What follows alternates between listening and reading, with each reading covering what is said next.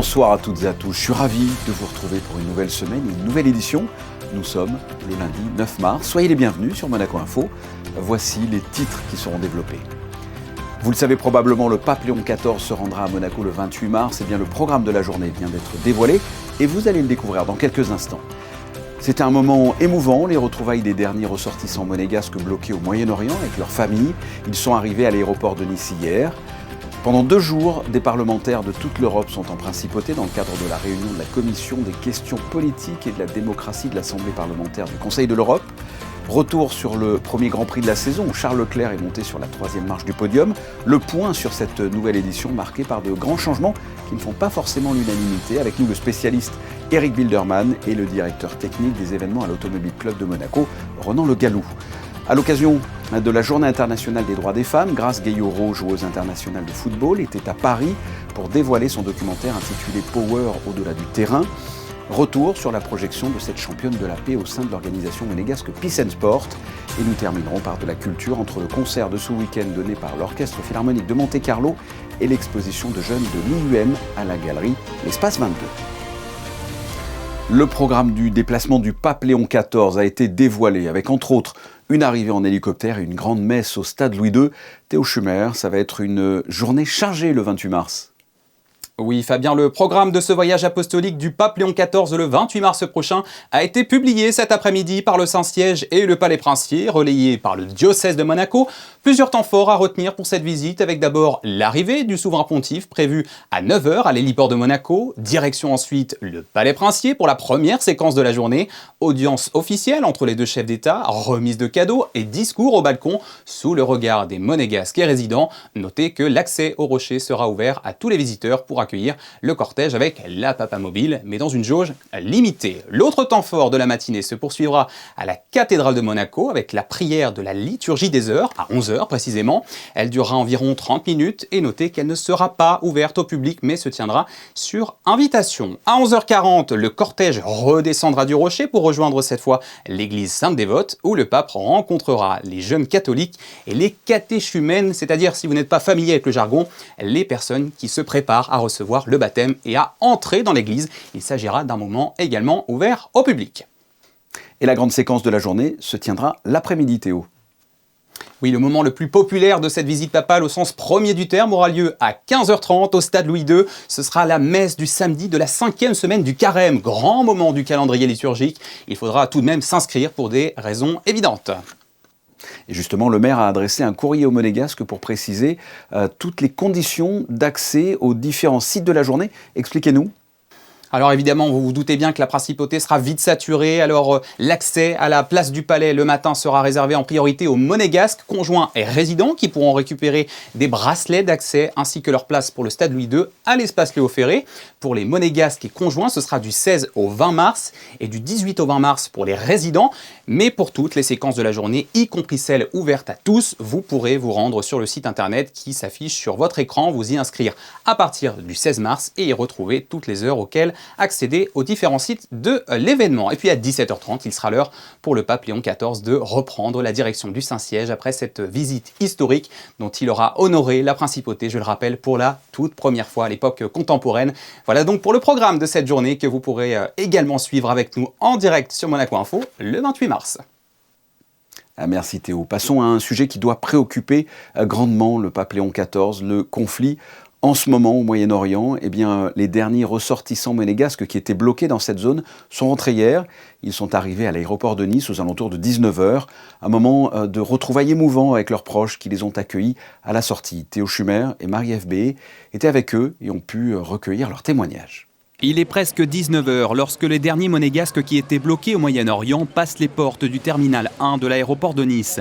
Des larmes de soulagement pour ces 3 filles parties pour des vacances à Dubaï qui ont viré au cauchemar. On était à Dubaï, au Jumeirah Village, et bon, on a entendu plein de missiles dès le premier jour où on est arrivé, et on a un peu stressé, donc on a un peu alerté tout le monde, toute notre famille, etc. Et là, c'est là où on a réussi à avoir contact avec Benjamin Valli, etc., pour qu'il nous aide. Ça faisait même pas 24 heures qu'on était là, donc on a eu de la chance de pas avoir de problème au niveau du logement. puisqu'on était logés de toute façon pour la semaine. Donc on n'a pas eu ce problème-là, mais les vacances ont tourné au cauchemar et c'était plus une semaine de vacances, mais plus une semaine de cauchemar. On a envie de reprendre nos petites vies, bien tranquilles, bien rangées et voilà, pour les prochaines vacances, on verra plus tard. Même sentiment de soulagement pour leurs familles qui ont suivi la situation à distance, le téléphone en permanence à la main, mais victimes de leur impuissance. Heureusement que de nos jours maintenant nous avons FaceTime, tout ça, les visios, donc on a pu vraiment rester bien en contact. On a eu le gouvernement qui était très proche de nous et qui nous ont beaucoup aidés mentalement, psychologiquement. Et on les remercie encore 1000 fois. Grâce à eux, franchement, on restait quand même un peu en confiance. Voilà. On a eu très peur, on a eu beaucoup d'angoisse et tout. Bon, maintenant, les choses sont derrière nous. Je pense qu'on va parler que du bon et on va oublier un peu tout ce drame. Voilà. Pour accueillir les ressortissantes et leurs familles, justement, la ministre des Relations extérieures Isabelle Béraud-Amadei et le directeur des relations diplomatiques Benjamin Valli qui ont déployé avec leurs équipes toute leur énergie pour tenter de trouver une solution, recenser les monégasques bloqués, négocier avec les compagnies aériennes pour les faire rapatrier, mais également soutenir personnellement les familles au bout du fil. Et je crois que c'est l'accomplissement aussi d'un grand travail qui a été mené par les services du gouvernement.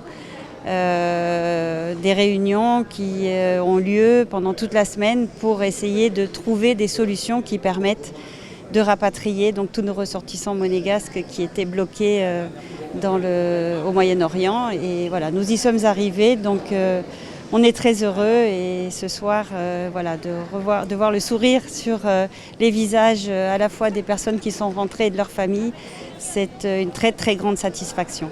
Ces monégasques en provenance des Émirats arabes unis étaient les dernières à être rapatriées. Les autres bloqués au Qatar sont arrivés le matin même. Plus de peur que de mal, mais une sacrée histoire à raconter pour ces voyageuses qui peuvent enfin rentrer à la maison. Ayons une pensée pour les habitants de cette zone qui restent sur place. Direction le Novotel où se tient depuis ce matin la réunion de la Commission des questions politiques et de la démocratie de l'Assemblée parlementaire du Conseil de l'Europe. Pendant 2 jours, des parlementaires de toute l'Europe sont en principauté pour évoquer de nombreux sujets d'actualité. Le reportage de Frédéric Hélion sur des images de Jean-Alexandre Dordet. Grande première en principauté ce lundi au Novotel. Pour la première fois de l'histoire, Monaco accueillait, à l'initiative du Conseil national, une réunion de la Commission des questions politiques et de la démocratie de l'Assemblée parlementaire du Conseil de l'Europe. La principauté connaît la valeur du dialogue et pendant 2 jours, les parlementaires vont échanger sur différents sujets d'actualité dans un contexte international sous tension. Alors c'est un honneur déjà de les avoir, d'avoir tous mes collègues avec lesquels je travaille depuis énormément d'années, avec des changements.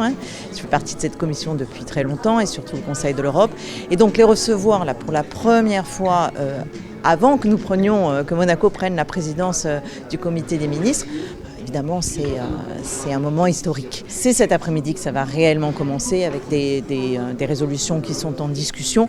Évidemment, le travail de la Commission est secret, mais il y a beaucoup de sujets qui vont apparaître et je pense qu'en sujet essentiel, ça va être maintenant l'Iran, ce qui se passe en Iran.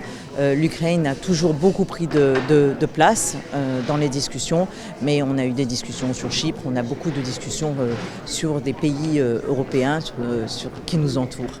Ci occupiamo veramente della democrazia, dei diritti umani, dello Stato di diritto, dei 46 paesi che fanno parte del Consiglio d'Europa ed è stato un piacere venire qui a Monaco. Parleremo delle sfide che le nostre democrazie stanno affrontando, sempre avendo la bussola in una direzione, la pace, la costruzione delle democrazie, il benessere dei nostri cittadini. Présent aux côtés du président du Conseil national Thomas Brezzo et de la présidente de cette commission de l'APCE, le ministre d'État Christophe Mirman s'est également exprimé ce lundi matin en ouverture de ce rendez-vous parlementaire. Comme vous le savez, la principauté de Monaco assumera cette année pour la première fois de son histoire la présidence du comité des ministres.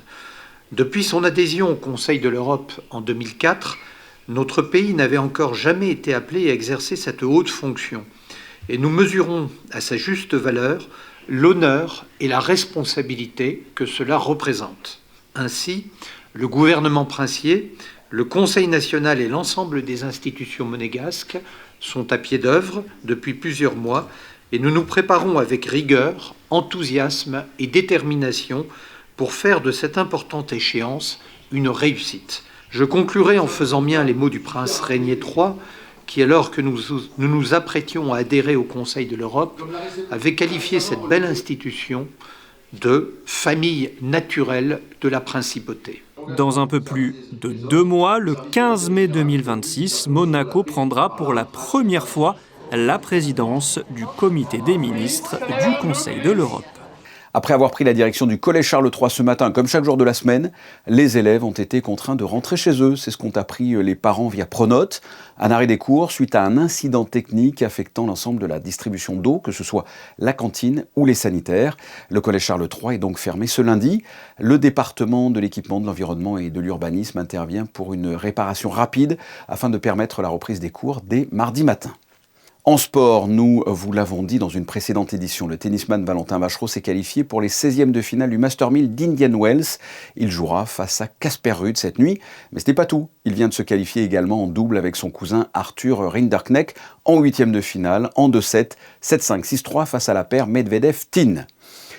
Première course et premier podium pour Charles Leclerc qui a fini à la 3e place du Grand Prix de F1 d'Australie avec devant les 2 Mercedes qui, semble-t-il, ont pris une longueur d'avance dans ce championnat complètement chamboulé par de nouvelles règles et de nouvelles voitures.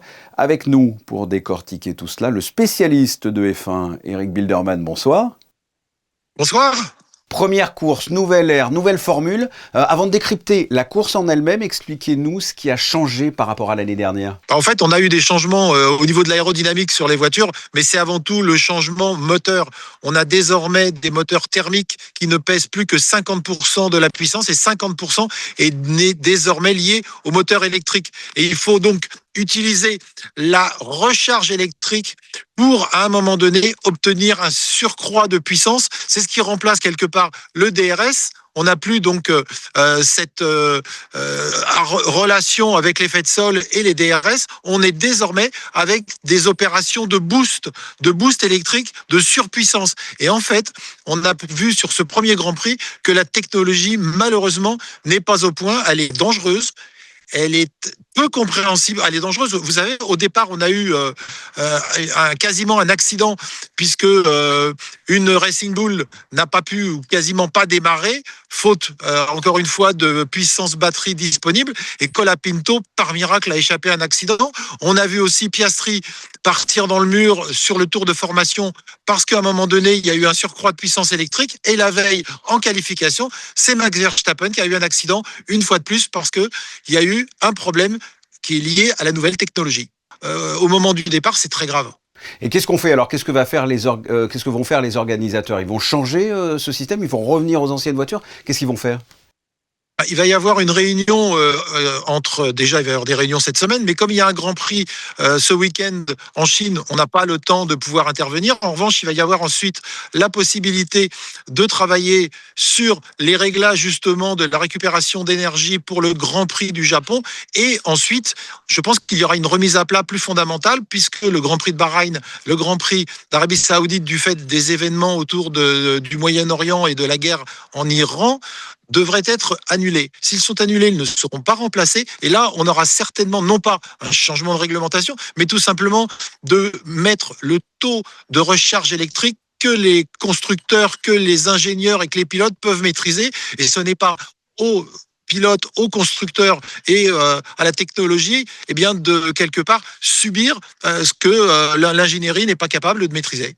Et ça a donné quand même finalement pas mal de dépassements pour cette première course, notamment au début entre Leclerc et Russell, je te double, je te redouble, etc.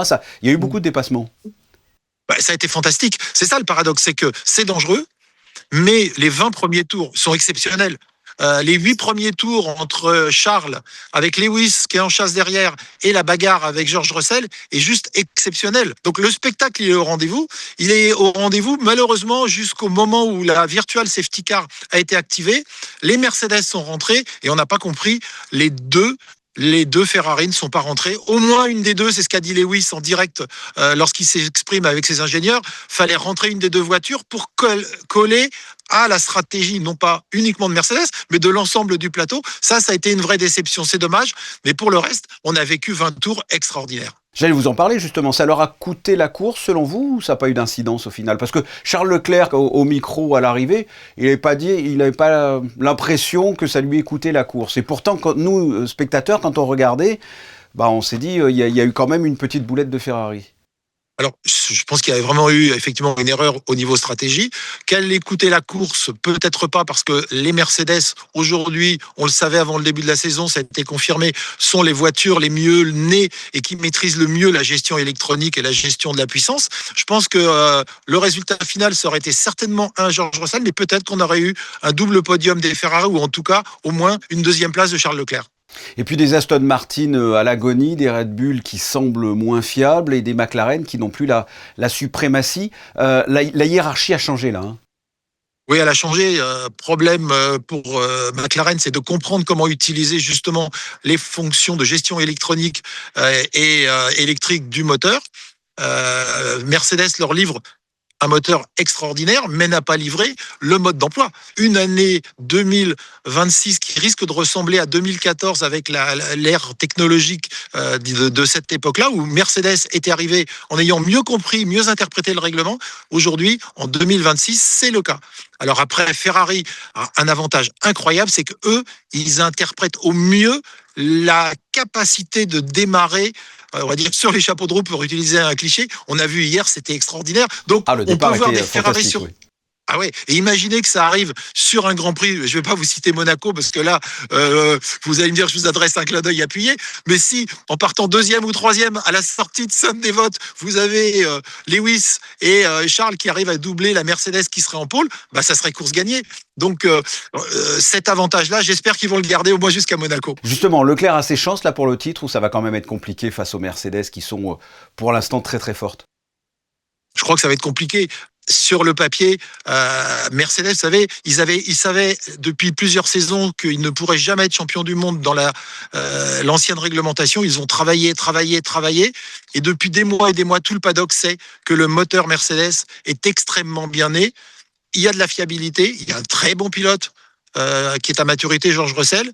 Et puis, de l'autre côté, vous avez Kimi Antonelli, qui ne lui fera pas d'ombre, mais qui prendra les points. Et c'est ce qui s'est passé. Vous avez les deux Mercedes. Donc, le premier, il a pris non pas juste les points face au deuxième, mais face au troisième. On parlait là du Grand Prix de Monaco. Il y a du changement, que ce soit en termes de date, début juin. Et puis, fini aussi les 2 arrêts obligatoires. Oui, on s'est aperçu sur une seule expérience qu'en fait on avait des trains où chacun se mettait derrière les autres et n'avait d'autres possibilités que de suivre le rythme imposé par ceux qui étaient devant, ce qui était une tentative de rendre la course plus excitante. C'est avéré plus ennuyeux. En revanche, vous avez des voitures moins larges. Vous avez des voitures légèrement moins longues, des pneumatiques moins larges. Donc, on peut-être assister à quelques tentatives à la chicane dans 2-3 endroits où, il y a quelques années, on allait au contact et on essayait de doubler. On n'osait plus le faire ces dernières saisons parce qu'on y laissait systématiquement un aileron. Peut-être qu'avec ce léger retour de voiture un peu plus compacte, on va peut-être assister à quelques chiens fous qui vont oser aller mordre les pontons de leurs adversaires. On verra ça. Eric, merci de nous avoir éclairé sur ce début de saison de F1. Merci à vous. Le prochain Grand Prix ce dimanche en Chine, mais plus proche de nous, du côté du circuit du Grand Prix de Monaco. C'est déjà à l'effervescence. Et pour en parler, notre prochain invité est le directeur technique des événements à l'Automobile Club de Monaco, Ronan Le Gallou. Bonsoir. Oui, bonsoir. Cela fait quelques jours déjà que ça s'active autour du circuit du Grand Prix. Alors pour commencer, quel est le calendrier de montage? Ça commence quand et ça se termine quand cette année? Donc le calendrier de montage est étalé sur 8 semaines avant la semaine d'épreuve.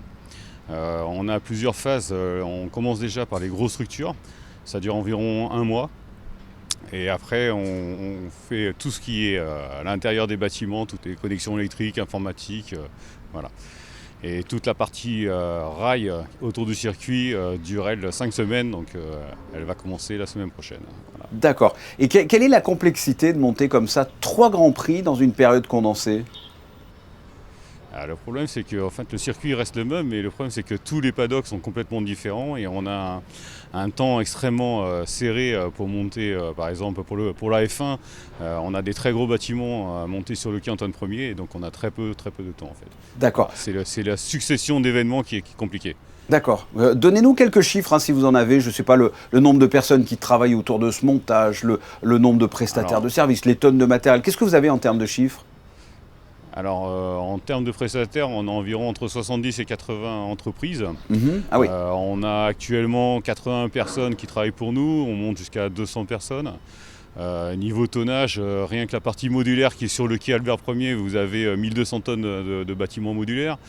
Sur la tribune T, la charpente de la tribune T fait 700 tonnes et il y a 200 tonnes de contrepoids en béton. Donc déjà, on est à 900 tonnes avant de mettre les gradins. Voilà. Quelques chiffres. D'accord. Et là, le Grand Prix de F1 de Monaco a changé de date. C'est la première fois. Est-ce que ça change quelque chose pour l'Automobile Club ? Alors, en termes de montage, pour nous, ça ne change rien. C'est en termes de démontage que ça nous pose problème. Parce qu'il y a le problème des événements qui sont derrière nous et le temps de démontage est extrêmement serré. On a actuellement un petit problème avec le jumping qu'on est en train de résoudre, mais voilà, c'est pas évident. D'accord. Qu'est-ce qui est mis en place autour du montage des 3 événements pour faciliter l'accessibilité des piétons autour du Grand Prix ? Parce que c'est pas toujours facile de circuler dans cette zone, notamment pour les personnes à mobilité réduite. Est-ce qu'il y a quelque chose qui est fait ? Est-ce que vous y faites attention ? Alors oui, on y fait extrêmement attention, on essaye de laisser toujours un passage. Par contre, il y a des opérations de levage où on ne peut pas laisser passer les gens. On a des gardiens, on a 25 gardiens qui font un roulement, on a une quinzaine de gardiens en même temps. Si vous voulez, on a des opérations qui sont 24 heures sur 24, donc on a des gardiens de jour et de nuit. Voilà. Et on essaye de faire un maximum d'opérations, de grosses opérations de levage sur la route les nuits. Voilà. D'accord. En tant qu'amoureux des courses automobiles, vous avez regardé, j'imagine, le premier Grand Prix de la saison ? Oui, effectivement. Qu'est-ce que vous en avez pensé ? Ça vous a plu ? Oui, c'était un beau Grand Prix, il y avait beaucoup de dépassements, mais pour moi, ce sont devenus des voitures d'ingénieurs et pas de pilotes. Donc voilà, j'ai un avis un peu mitigé. Voilà. D'accord, on en discutait avec Eric Bilderman précédemment, il avait un avis un peu comme le vôtre. Rappelez-nous les 3 dates des Grands Prix entre l'électrique, l'historique et la F1. Donc les dates pour le Grand Prix historique, ce sont du 24 au 26 avril. Pour le e-prix, du 16 au 17 mai. Et pour la F1, du 4 au 7 juin. Parfait. Ronan Le Gallou, merci d'avoir répondu à mes questions. Merci à vous. Après 3 jours de régate, la 42e Primo Cup a livré son verdict. L'épreuve a réuni plus de 300 régatiers issus de 10 nations et répartis en 3 flottes. Les J70, Smeralda 888 et Lonze Premier. A noter que dans la catégorie des J70, Giangiacomo Serena di Lapigio du Yacht Club de Monaco s'impose au classement général face à une quarantaine de concurrents. Hier, à l'occasion de la Journée internationale des droits des femmes, Grace Gayoro, joueuse internationale de football, était à Paris pour dévoiler son documentaire intitulé « Power au-delà du terrain ». Une sportive pas comme les autres, puisqu'elle est une championne de la paix au sein de l'organisation monégasque Peace and Sport. Une production qui retrace son immersion en République démocratique du Congo, sa terre natale. Un voyage fort en émotion qui met en lumière l'impact social du sport et la volonté d'inspirer une nouvelle génération de jeunes filles. Nos correspondants à Paris, Justin Hadel et Jérémy Henry, étaient sur place. Au cœur de la capitale, c'est au Grand Rex que l'ex-joueuse du PSG a décidé de faire découvrir son documentaire. Pour l'occasion, près d'une centaine de personnes a répondu présent. L'été dernier, la championne de la paix auprès de Peace and Sport a décidé de mener une mission d'exploration entre Kinshasa et Lubumbashi en République démocratique du Congo. Objectif, identifier les besoins locaux et passer du temps avec les plus jeunes. Documentaire réalisé en partenariat avec Peace and Sport, Je joue pour le Congo, mais aussi sa propre association Power Be Great, dont la construction intervient lors de cette mission. C'était obligatoire pour moi d'aller sur place, tout simplement pour connaître les réalités, comprendre les besoins, rencontrer les éducateurs, les jeunes filles, qu'est-ce qui est déjà mis en place et quel peut être mon rôle aussi, qu'est-ce que je peux apporter aussi. Donc c'était super important pour moi d'aller sur le terrain et de comprendre en tout cas tous ces besoins-là, quoi. Je tenais à vous donner aussi des petits cadeaux pour votre journée. Et puis pour aussi vous remercier, vous encourager aussi à continuer. Cet engagement, Grace l'entretient depuis plusieurs années à travers de multiples actions. J'ai toujours eu cet appel un petit peu de vouloir aider, de vouloir accompagner, de vouloir transmettre. Comme je l'ai dit l'année dernière, à la même période, j'ai lancé aussi ma BD Croire en ses rêves. Donc je pense que c'était juste une continuité. Je menais déjà des petites actions aussi en France avec le Gay Retour, où j'allais à la rencontre des clubs amateurs, où je partageais justement des moments avec des jeunes filles. Donc c'était vraiment de continuer sur cette lancée-là et le faire sous une forme d'association et tout simplement qui se nomme Power. Une action menée alors qu'elle est toujours en activité. Elle jongle donc entre entraînement, match en championnat, en sélection, son repos et les projets de son association. À ses côtés, Peace and Sport est une épaule sur laquelle elle peut se reposer. Utiliser le sport comme un outil intentionnel, éducatif, au service de la paix par le sport. Avec un objectif très clair, c'est rassembler les communautés qui sont divisées. Le partenariat avec Peace and Sport a été fait pour justement valoriser aussi son engagement, l'accompagner au quotidien sur les différents territoires. Et c'est vrai qu'on a une vraie connaissance du territoire et ça l'aide aussi dans ses projets au quotidien. Durant le documentaire, nous pouvons voir Grace visiter par exemple une école spécialisée dans le soutien aux jeunes femmes qui rencontrent des difficultés dans leur développement. Établissement qui leur donne accès à la scolarité et au sport, notamment le football. Car oui, comme beaucoup de pays africains, le Congo a besoin d'aide sur ces thématiques. Les besoins, j'ai envie de vous dire que les besoins ils sont monstres, mais avec des athlètes qui s'engagent comme ça donne la possibilité et ça met beaucoup de lumière sur ce qui se fait et ça encourage plein de personnes, même à plus petite échelle, à faire des choses et c'est surtout ça le but de l'initiative. Et dans cette mission, Je joue pour le Congo peut compter sur Peace and Sport. C'est un appui institutionnel, donc ça nous permet de bien être structurés. C'est vrai que nous on est sur place, mais eux, ils ont un regard qui est un peu plus large, donc on travaille en symbiose, c'est parfait.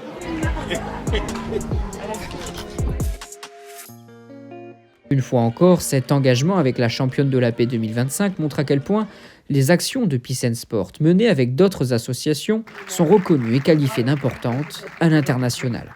Ouvrons une page culture avant de refermer ce journal. Schumann, Fauré et Poulenc étaient au programme du concert donné par l'Orchestre Philharmonique de Monte-Carlo ce dimanche à l'auditorium Régnier 3, avec en soliste la pianiste Momo Kodama.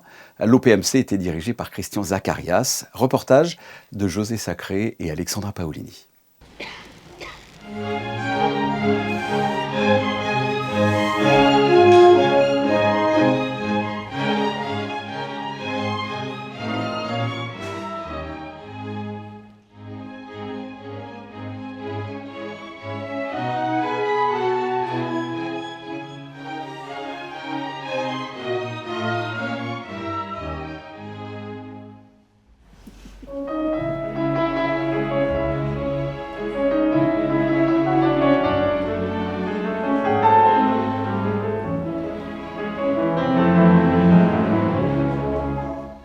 Tellement tout le concentré de Poulenc qui est dans ce concerto, aussi bien le côté très vivant, le côté tragique aussi.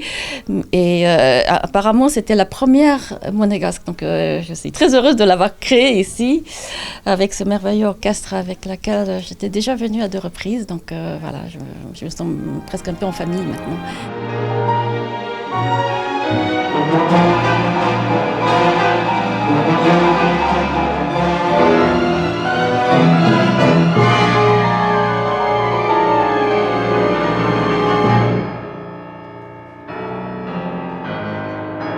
Elle joue beaucoup de thèmes aussi, mais aussi beaucoup de couleurs. Elle donne beaucoup à l'orchestre une coloration, voilà, qui est avec beaucoup de souplesse, comme on dit en français.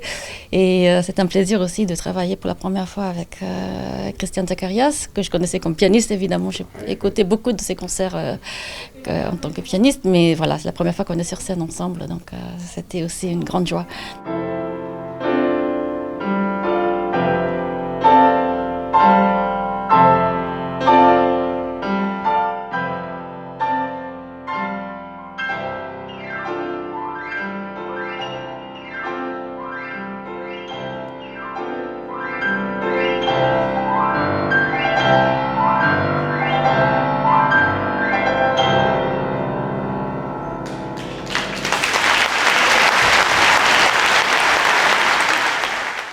L'espace 22 accueille jusqu'au 22 mars une exposition qui met à l'honneur de jeunes artistes de l'IUM.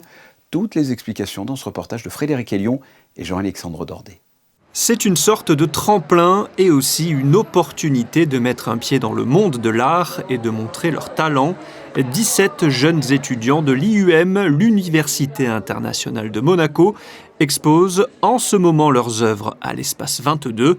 Ils ont entre 20 et 25 ans et font partie de l'IUM Art Society. On voulait essayer de montrer à les gens qu'il y a des étudiants et que les gens jeunes, et ils ont aussi l'opportunité d'avoir un espace comme ça à Monaco pour montrer l'art et ses capacités. Donc, en fait, pour 2 semaines, on est arrivé à faire cette collaboration avec Espace 22.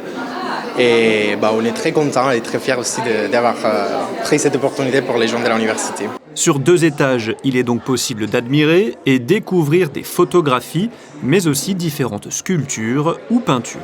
I've always found inspiration from nature, and here we can also see some flower motifs, and that's like what I brought into the background at first. And then also I've always been very passionate about fashion, and that's also what inspires me, and I like doing like fashion motifs, so brought that into these paintings as well. So it's a mix of nature and fashion basically.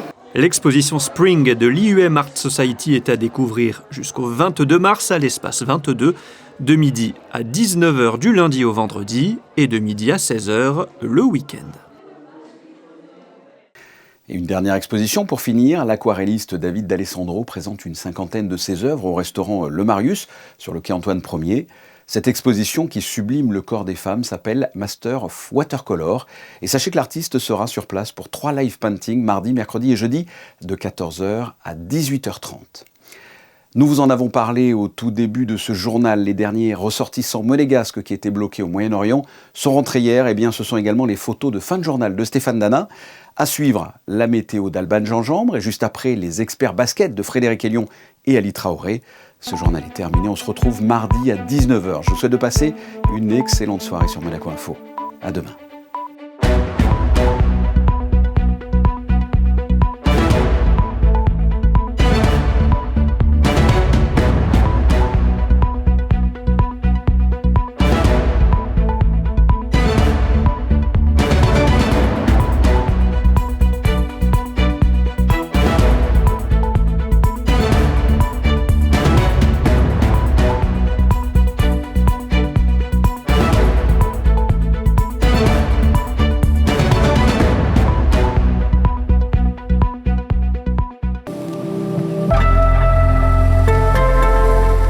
Bonsoir à tous, nous nous étions habitués à une météo largement agréable. Ces dernières semaines, à partir de demain, on retombe dans les valeurs de saison. À Monaco, une atmosphère perturbée est attendue avec un ciel couvert et de faibles averses. Un vent de nord-est soufflera et les températures seront comprises entre 12 et 14 degrés. Le 10 mars, pensez à souhaiter une bonne fête aux Viviens.